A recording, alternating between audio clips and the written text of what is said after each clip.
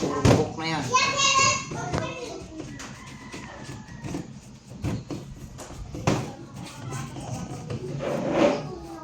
Problema nito, ganito.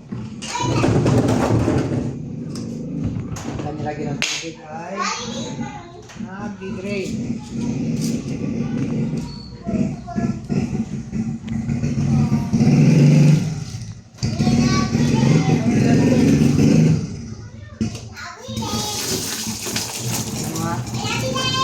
Dapat pagka nagwawas ka, mag-ipon ka ng tubig, dapat wala yung natulog doon.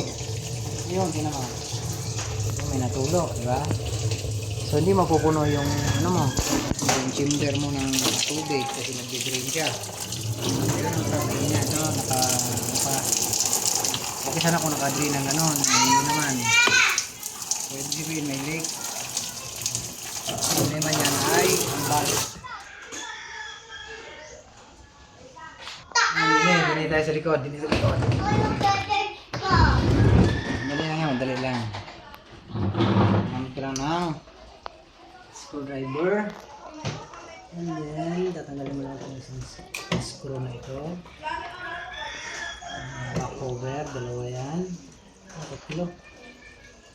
Tatlo. Yan. Para ma-access natin ang kanyang drain valve.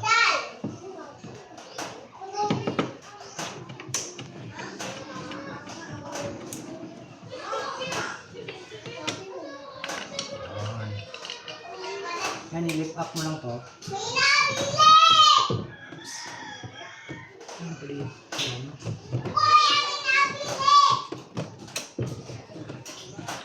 I-voice over mo, Papa. Voice over. Ano yan? Yan. Yun, ang ganda. Oh.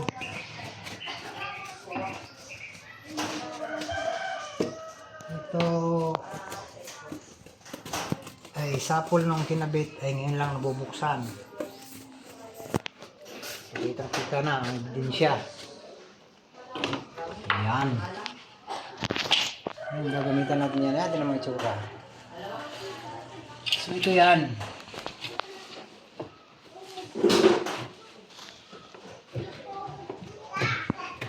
Ano nangyayari sa buhay na hindi nalagaan ng maintenance.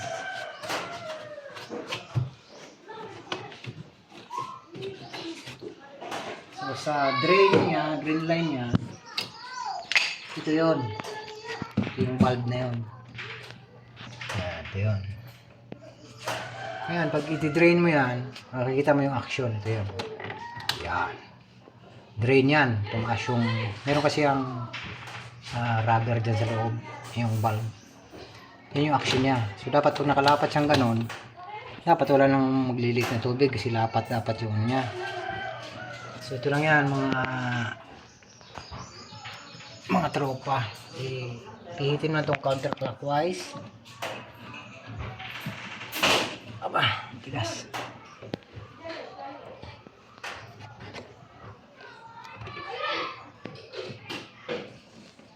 Yan.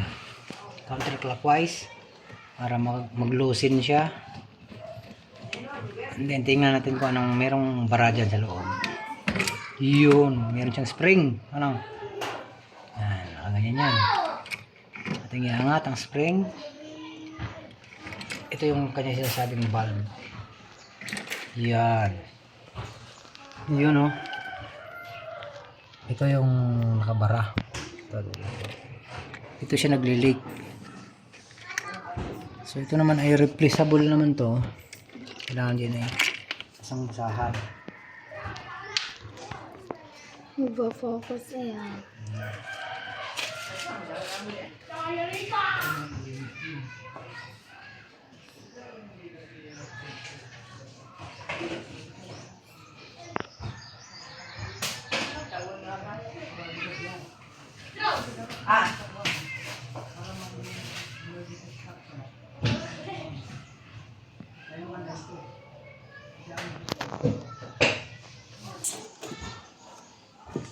Ito na yan, yung mga bara na yan. Yan. Linisin mo lang yan. Kasi yan yung, yan, makapal na. Oh. Makapal ng bara. So, ibig sabihin, hindi na siya hapit doon sa dito. Ano? Yan, linisin din yan. Linisin mo rin yan para ito lalapat ng maayos. Lalapat siya ng maayos sa dito sa labi nito. Basa lang yan ang basahan. Ingatan lang na hindi magkakaroon ng punit. Kasi pagka napunit yan, lalo na yung magkakali. Tsaka ito, pinalawang na siya. Pag hindi na kasi yan dapat masyado, eh, lulusot ng tubig dyan sa tabi. Ayan. Ayan.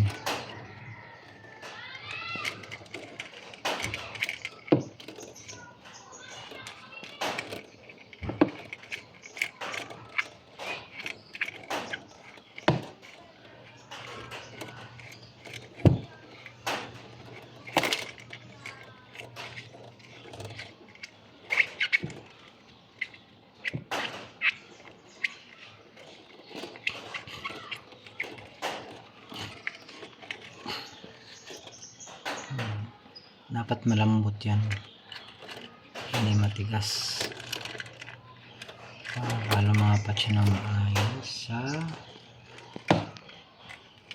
labi nito.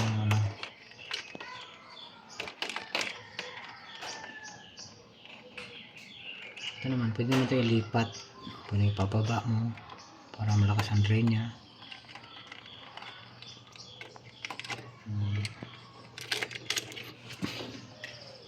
Kasi ito may galawang, may mara ng alin eh.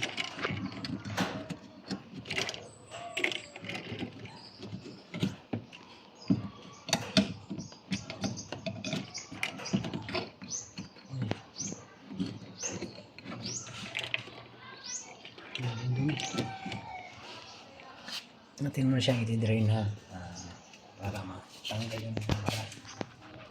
Bara.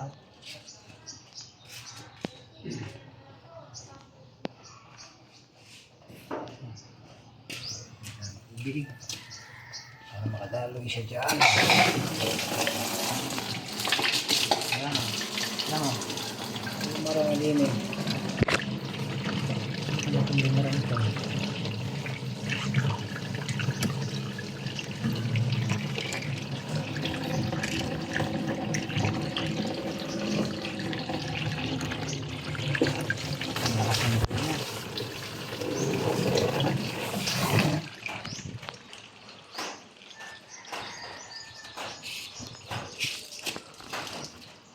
Ang daming dumi, ano no? Ang puno.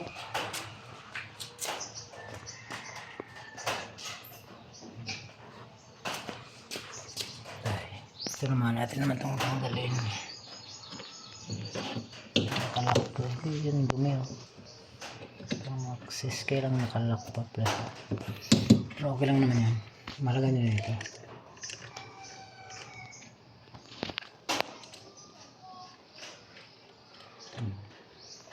Ang kalawang.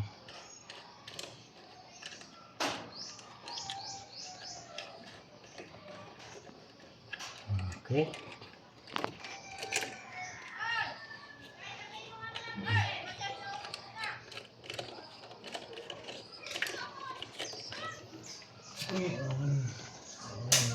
Ito.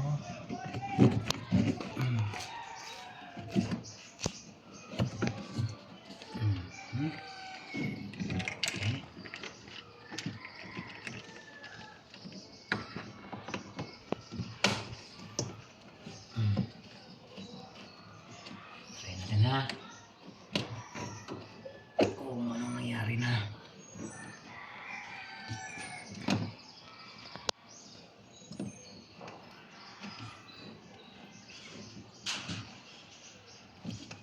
El spinner motor. Yan ay sinicheck din niya kung wiggle. Tingnan natin kung magdi-drain pa ba siya.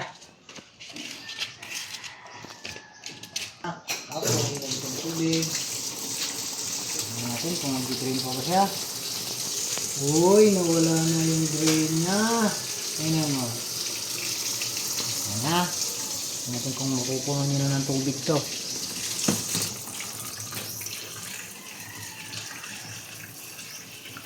Kita-kita, wala nang natulo. Ayan. Ay, si mama.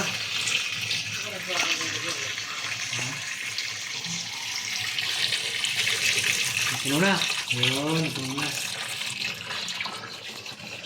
Tawag si mama, tawag. Tama ha, wala na yung wala nang tulo. So, ganun lang. Ang pag-DIY. DIY pala. So, sana may nagtutulong kayo. At kung hindi talaga magawa, ay tumawag ko sa akin. Nasa right screen po ang number 2.